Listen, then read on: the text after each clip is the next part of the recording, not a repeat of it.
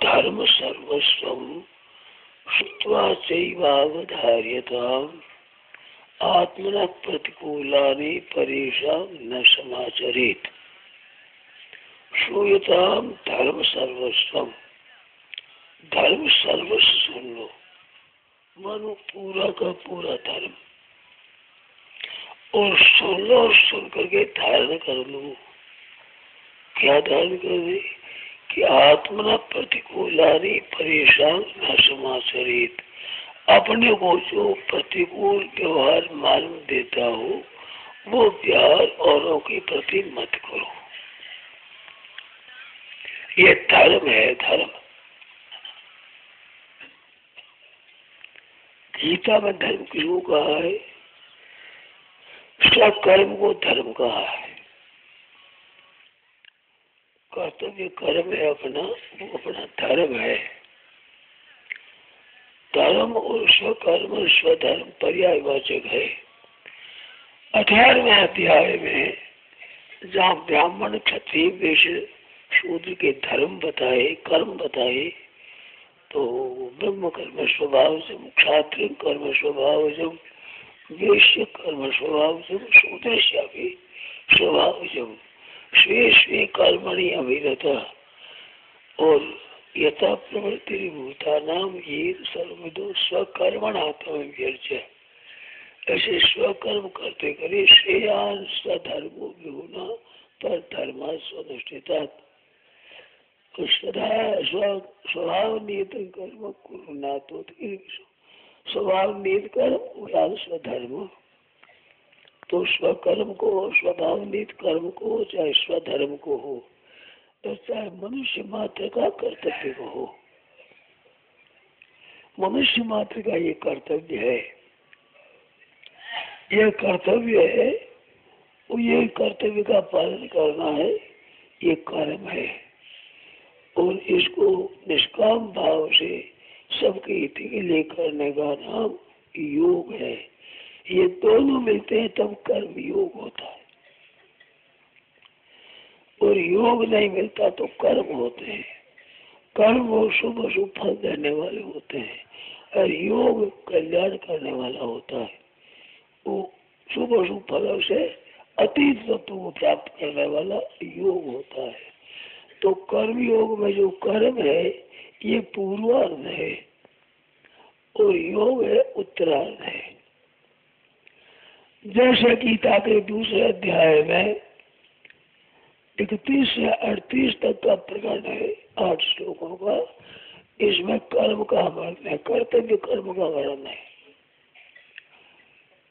पहले उपदेश दिया 20 श्लोकों में, अर्थात 30वें श्लोक तक शरीर और शरीरी इनका भेद बताया। अंत में देहि नित्यम अवोद्योयम देहि सर्वस्व भारत, संपूर्ण देहों में देहि नित्य निर्विकार है और सब देह विकारी है, अनित्य है। इस बात में किसी के लिए भी कभी शोक करने की जरूरत नहीं, शोक नहीं करना चाहिए। ये बात 30वें में कही। ऐसा कहकर ये कहा स्वधर्म भी सापेक्ष न विकम्प तुम असि। स्वधर्म तो देखे अपना धर्म, तो क्षात्र धर्म क्या? युद्ध सा विफलायनम, युद्ध में पीठ न दिखाना, ये तेरा क्षात्र धर्म है। तो क्षत्रिय का धर्म है, चोई चारों वर्णों का धर्म है। तो चारों वर्णों का धर्म वहां पर एक क्षत्रिय को लेकर कहा। उस धर्म के करने से लाभ है, उसके न करने से हानि है। ये दो बातें भगवान ने 8 श्लोकों में बताई। कर्म करने से लाभ है, न करने से हानि है, ये दो बातें कही। जिसमें करने से लाभ है 2 श्लोक पहले बताए, और अच्छे तुम धर्म न कर सकती, धर्म का अनुष्ठान न करेगा तो पतन होगा। 4 श्लोकों में बताया। फिर 2 श्लोकों में कर्म कर्तव्य धर्म बताया। 8 श्लोकों में 4 श्लोकों में कर्तव्य न करने से हानि का वर्णन किया और 2 पहले और 2 पीछे में कर्तव्य करने से कल्याण की बात बताई। ये बताकर ऐसा वेता सांख्य बुद्धि और युद्ध योग। अब योग में सुनो, योग में बुद्धि सुनो। तो योग में बुद्धि बताई। बुद्धि बुद्धि क्या है? गीता में समबुद्धि विशेष है। समबुद्धि विशेष है तो समबुद्धि रखना ये योग के विषय में है। क्योंकि योग का लक्षण समत्वम योग उच्यते। समता रखना। मन सिद्धि सिद्धि और समभूतवा। सिद्धि असिद्धि अपने हाथ की बात नहीं है। तो गीता कहती है सिद्धि असिद्धि में सम रहना। कोई भी काम करे वो पूरा हो जाए तो सिद्धि हुई, अधूरा रह जाए तो सिद्धि असिद्धि हुई। उसका अच्छा फल मिल जाए तो सिद्धि हुई, सिद्धि, और अच्छा फल न मिले तो असिद्धि हुई। आदर हो जाए तो सिद्धि हुई, अनार हो जाए तो असिद्धि हुई। महिमा हो जाए तो सिद्धि हुई, निंदा हो जाए तो असिद्धि हुई। तो सिद्धि असिद्धि में सम रहना। फल की प्राप्ति हो न प्राप्ति हो इसमें सम रहना। क्यों रहना सम? कि ये अपने हाथ की बात नहीं है। कर्तव्य कर्म करना। कर्मणि एव अधिकारस्ते मां फलेषु कदाचन। फल में कभी नहीं। मानो कर्म कर्तव्य कर्म करने में मनुष्य स्वतंत्र है परंतु प्राप्त करने में अस्वतंत्र है। इस वास्ते अस्वतंत्रता की बात करेगा तो पावेगा। जैसे जितना बोझ उठाना चाहिए उठा सकते हैं उतना उठाना तो ठीक है, और अधिक उठावेगा तो उठेगा नहीं और ठीक नहीं होगा, स्वास्थ्य बिगड़ेगा। इस वास्ते कहावत है मूर्ख खाए मरेगा उठाए मरे। मूर्ख के मरने की बात है। तो ज्यादा खा लेता है ज्यादा उठा लेता है। तो अपने से हो सके जो काम करे। हो सकता है कर्तव्य कर्म करना और फल की इच्छा न करना, ये कर सकता है आदमी। कर्तव्य पालन करने में भी ये परतंत्र नहीं है, और फल की इच्छा करना न इच्छा करना इसमें भी ये स्वतंत्र है। तो फल की इच्छा न करके कर्तव्य कर्म करना चाहिए। यह खास कर्म योग हुआ। अब इसमें एक विलक्षण बात है। अपने पास जो सामग्री है वो सब सामग्री मिली हुई है। शरीर मिला हुआ है, बल मिला हुआ है, योग्यता मिली हुई है, विद्या मिली हुई है, स्वास्थ्य मिला हुआ है। अपनी मिली हुई चीज है। तो मिली हुई चीज है वो बिछड़ने वाली हमारे को मिली है, बिछड़ेगी, सदा साथ नहीं रहेगी। तो मिली है किससे? ये ख्याल करना है। किससे मिली? संसार से मिली, प्रकृति से मिली, परमात्मा से मिली। स्थूल से स्थूल बुद्धि प्रकृति संसार से मिली। शरीर मिला माँ बाप से मिला, अन्न से पला, दूध से पला, और गुरुजनों से शिक्षा ली, विद्वान बने, समझदार बने, व्यवहार से व्यवहार सीखा। तो ये सब की अपनी योग्यता मिली है, बल मिला है, समझ मिली है। ये सब मिली हुई चीज है। तो मिली है कृष्ण संसार से, तो संसार की सेवा में लगा देना, उनकी लगा देना, इसकी फल इच्छा करना ईमानदारी नहीं है। जिसकी चीज जिसको दे दी, जिसके लिए थी वो, उसे फल की इच्छा क्या करना। तो हमारे को योग्यता मिली है, बल मिला है, बुद्धि मिली है, समय मिला है, अवसर मिला है तो मिले हुए अवसर से, मिले हुए बल से, मिली हुई योग्यता से दूसरों की सेवा कर देना। तो मिला है दूसरों से, इस बात से दूसरों की सेवा कर देना, ये कर्म योग होता है।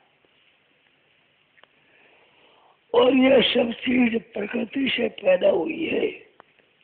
ये स्थूल दृष्टि में संसार से मिली, सूक्ष्म दृष्टि से कारण प्रकृति है, तो प्रकृति से मिली प्रकृति को दे देना, संसार से मिली संसार को देना कर्मयोग, और प्रकृति से मिली ये स्वयं तो परमात्मा का अंश है और मिली उस प्रकृति का अंश है, मनस्वस्थानी प्रकृति स्थानी, तो ये मेरी प्रकृति की है। तो अपने तो अलग हो जाना और इसको प्रकृति को सौंप देना, ये ज्ञान योग हो जाएगा। इंद्रियाणि इंद्रियार्थेषु वर्तन्ते नान्यं गुणेभ्यः कर्तारं यदा दृष्टान पश्यति। तो प्रकृति के द्वारा ही क्रिया होती है, हमारे द्वारा नहीं, उससे प्रकृति के पदार्थ और क्रिया है।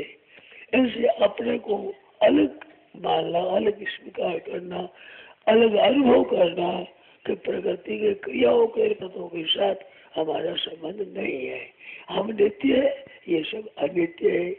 मैं निर्विकार हूँ, ये सब विकारी है। मैं निरंतर रहने वाला हूँ, ये निरंतर बदलने वाला है, तो इसका हमारा संबंध नहीं। उनसे अपने को अलग कर लेना, ये ज्ञान योग है। और प्रकृति और पुरुष किसके है? परमात्मा के है। परमात्मा का ये स्वभाव है, प्रकृति कह दो, स्वभाव कह दो, ये परमात्मा का है। तो 7वें अध्याय में भूमि रापो नलो वायु 8 प्रकार के भेदों वाली अपरा प्रकृति बताई और जीव रूपी परा प्रकृति बताई। तो अपरा प्रकृति है और परा प्रकृति है, तो परा प्रकृति को उचित है कि जिसकी प्रकृति उसकी तरफ जाना, परमात्मा का है ये, तो परमात्मा की तरफ जाना, और परमात्मा की अपरा है, इसकी तरफ से उदासीन हो जाना, इस तरफ नहीं जाना। अपरा में जाओ तो फंस जाओगे। तो परा प्रकृति होकर परमात्मा की तरफ जाना ही उचित है, अपरा की तरफ जाना अनुचित है, क्योंकि अपने से ऊंची तरफ जाना चाहिए, नीचे की तरफ नहीं। तो भूमि राप अनल वायु खंग मना बुद्धि अहम, ये 8 की अपरा प्रकृति है, इससे ये शरीर संसार बना है। और जीव रूप है वो परमात्मा की परा प्रकृति है। इसमें एक बात मैंने कही है, 1-2 बार कह दिया, अभी 3 बार और कहता हूँ, बार बार कहता हूँ। मनुष्य की प्रकृति और मनुष्य ये 2 है और 1 है, दोनों बातें हैं। हमारा स्वभाव और हम ये 2 है और 1 है। 2 कैसे है कि स्वभाव बनता है और बिगड़ता है और हम रहते हैं। हमारे स्वभाव क्रोध प्रकृति होती है, क्रोध में शांत प्रकृति हो जाती है, क्रूर प्रकृति होती है, हमें सौम्य प्रकृति होती है। तो प्रकृति में बदलना होता है, परंतु हमारे में बदलना नहीं होता। इस बार ये 2 है, हमारे से अलग है, प्रकृति अलग है, हम अलग है। तो एक कैसे है? एक है प्रकृति हमारी है, उनको 2 नहीं कर सकते।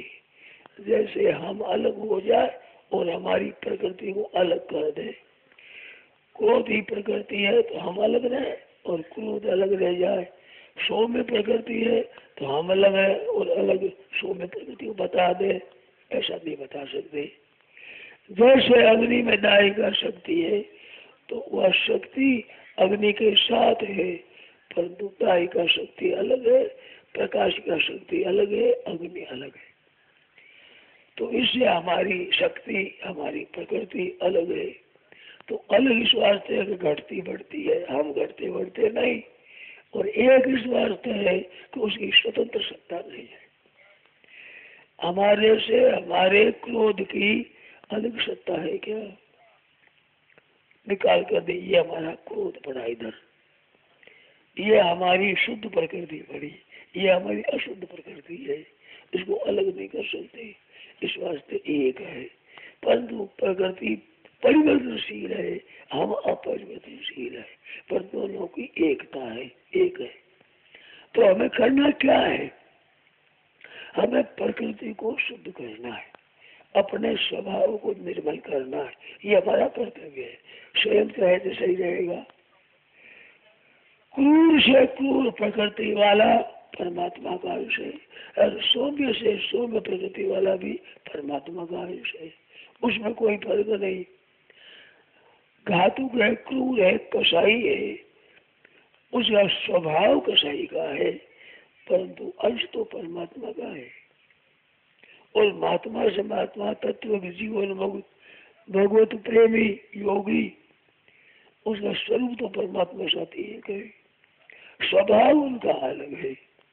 तो स्वभाव बड़ा दुष्ट है, ये बड़ा सज्जन है, ये क्रूर है, ये सौम्य है, ये साधु प्रकृति है, ये असाधु प्रकृति है, ये धर्मात्मा है, ये पापात्मा है। तो ये स्वभाव में परिवर्तन होता है। तो स्वभाव को शुद्ध बनाना ही खास मनुष्य का कर्तव्य है। यह स्वभाव को शुद्ध बनाने की योग्यता घर में, सर्कस में बंदर है, हाथी है, सिंह है, घोड़ा है, ये भी सीख लेंगे, खेलना सीख लेंगे, कई तरह के नाटक करके सिखा देंगे, परंतु सौम्य बन जाए, परमात्मा तत्व को प्राप्त हो जाए, ये योग्यता नहीं है। तो सीखने की योग्यता वहां भी है, पर समझने की योग्यता नहीं है। प्रकृति के सुधार करने की